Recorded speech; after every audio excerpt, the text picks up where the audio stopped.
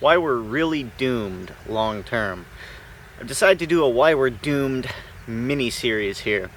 Long term, this is going to be based on peak oil. Now, unless you've been living under a rock, I'm sure you've heard of peak oil. Whether you believe it or not is irrelevant. The facts are that oil did peak in 2005, and there are many conspiracy theories that abound, but let's just assume that peak oil is here and it's real for intents and purposes of this conversation. Peak oil. Now, a lot of people like to soft shoe the issue around peak oil and say, well, there's going to be some changes that are coming up, and we're going to have to get more local and change the way that we use oil and energy distribution and this and that.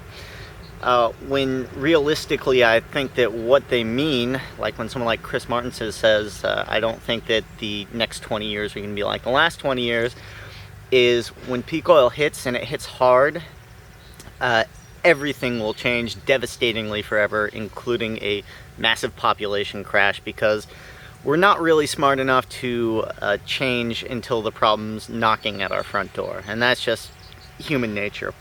Now, I saw a documentary recently, and they were talking about, all right, peak oil is going to be bad for Asia, it's going to be bad for Europe, bad for Africa, it's going to be devastating and nightmarish for the US. And the reason for that is that the US is based on oil. Everything, distribution, farming, neighborhoods, suburbia will go away forever, never coming back. The economy in its current form will go away forever. Cities in their current form will go away forever. I mean, it will be the complete changing of everything.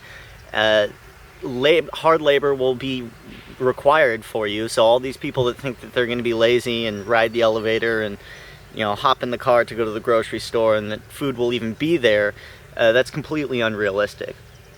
And the danger about all of this is the people that try to cling to society, that try to hold on to this idea that there can be this stable population, stable government, stable economy when oil is in short supply and or decreasing. So there, to touch on the conspiracy theories, yes, there are some people that think that the world has a creamy center of gooey, nougaty oil that we're going to tap into, and somehow they're keeping this all a secret. That's not going to fly in my book, but I'm sure I'll see one or two people comment to that nature below. There's also the theory that we're going to run everything on solar and wind, which is highly, highly unrealistic. And as far as transportation goes, there is no alternative. We're going to go back to the form of transportation that basically eats grass, and that's going to be your solar form of transportation. The liquid fuels crisis is going to be a nightmare long term, and I think it's hitting right now, but we just felt the very, very minor effects of it.